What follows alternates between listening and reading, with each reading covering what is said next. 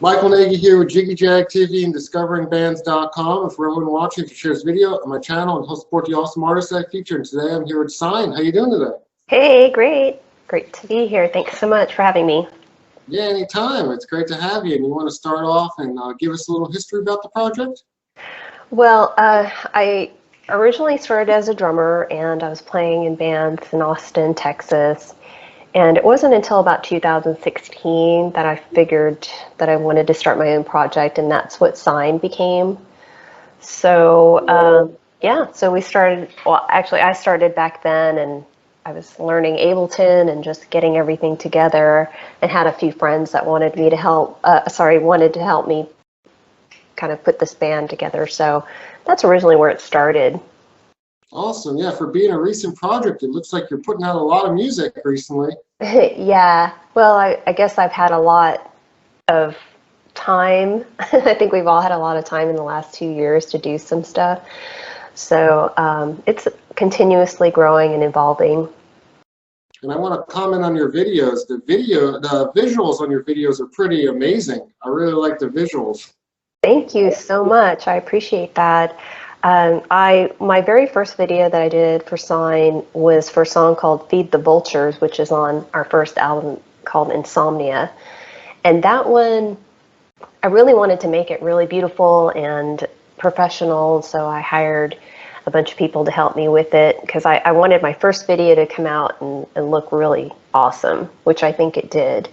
Then after that, we did Love High with Jeremy Ward here in Austin, Texas again. And after that, it was kind of, DIY. I created pretty much the rest of the videos that you see. So the ones for Need to Bleed, the ones for Temptation, for Desolate District, the one that I did with Chris Connolly, did that one.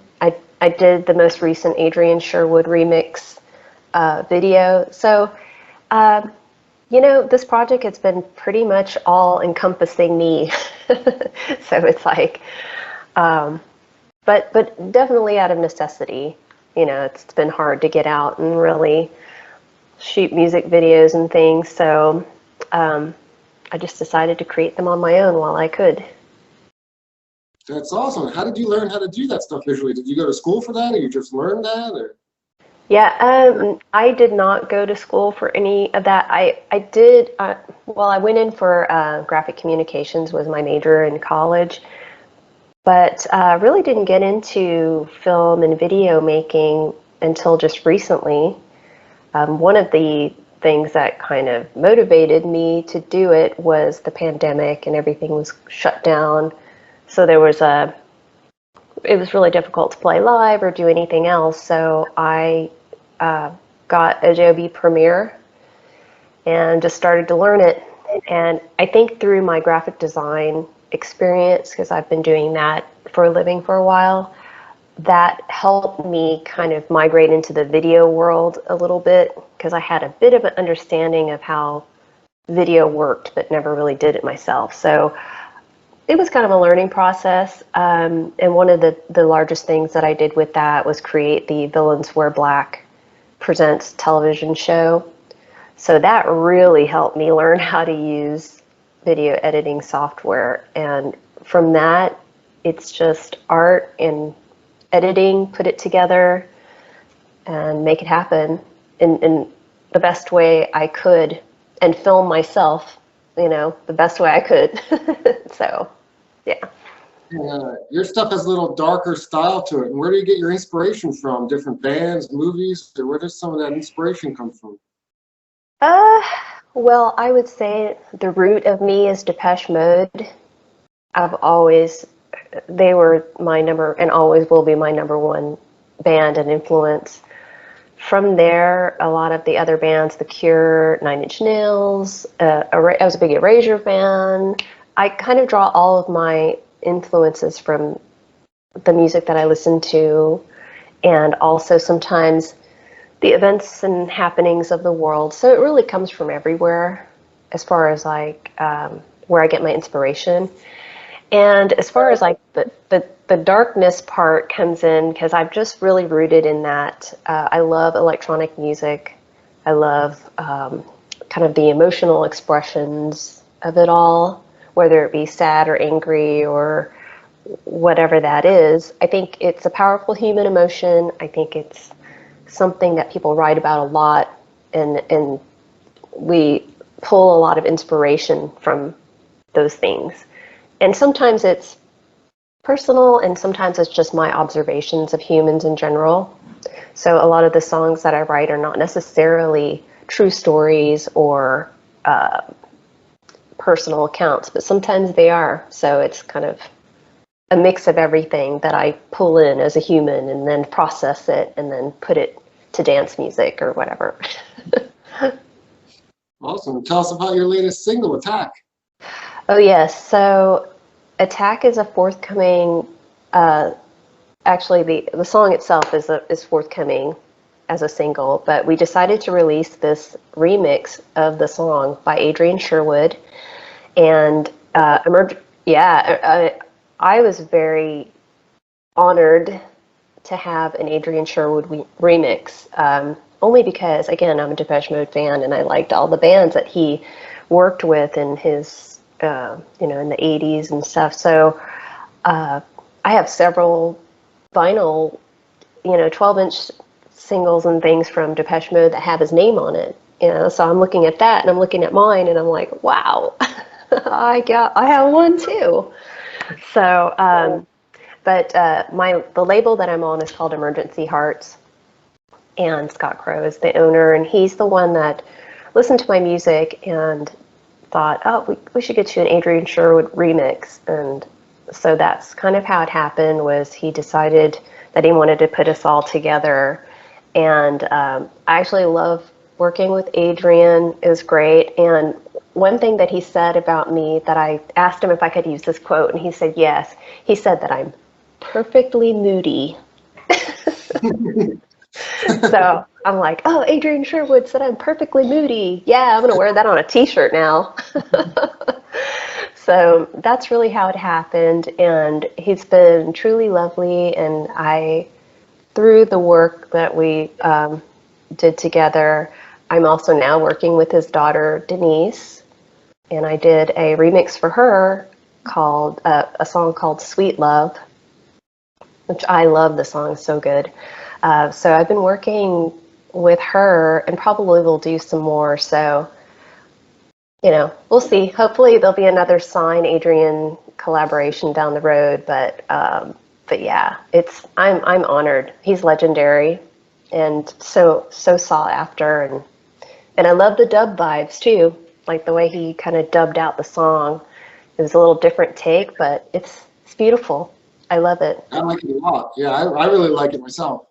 Yeah, it's completely unexpected, I mean, in our world, kind of like, well, for me, I guess it's unexpected because of the music I've put out before is so different.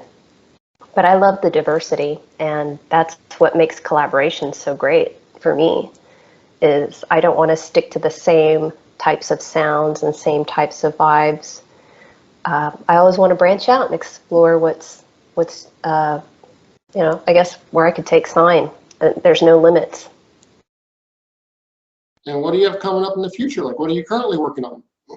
Currently, I am ready to release Mantis 1. So Mantis was originally going to be a full-length album.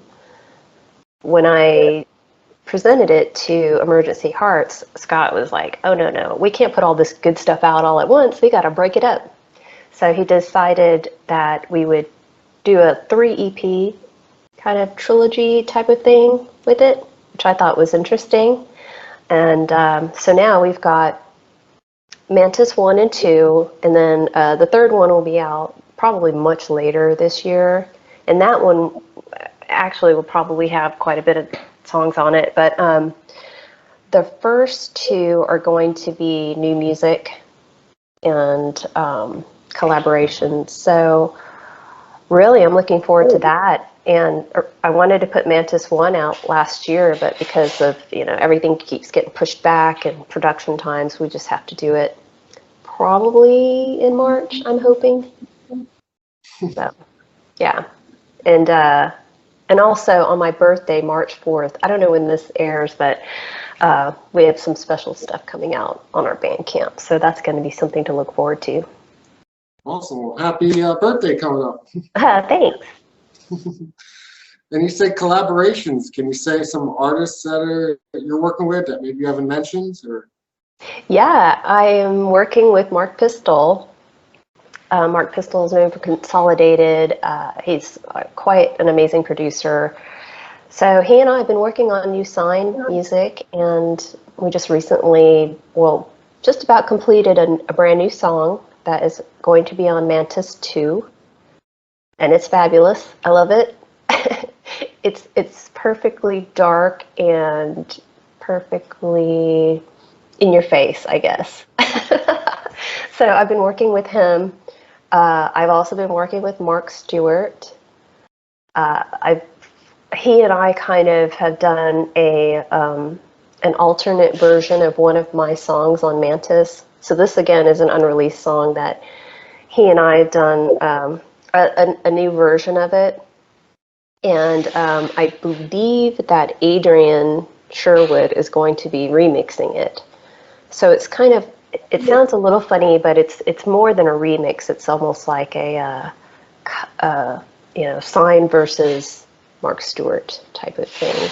So, I've just been recently newfound in this little circle, and it's been pretty fun because it's different, and these are collaborators that I never thought I'd ever work with because they all have such massive careers.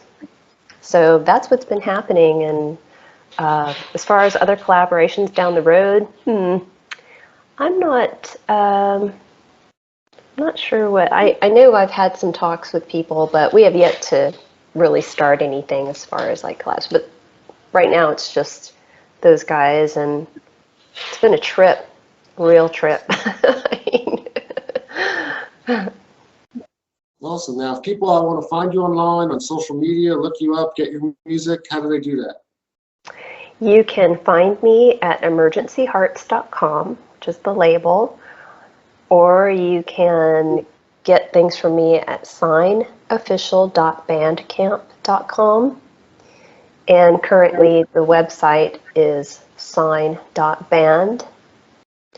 So those are the main channels that you can find me at. My Bandcamp often has artwork and other things on it that I create. I'm also an actual artist that does paintings and stuff too. So so those are the great places that you can find me, and all the usual channels. Awesome. Well, I look forward to what you have coming up in the future, and it was good having you. And everybody, look her up. Yeah, look me up. I like making new friends. So. And for everyone watching, I've linked her music in the video description, so check that out.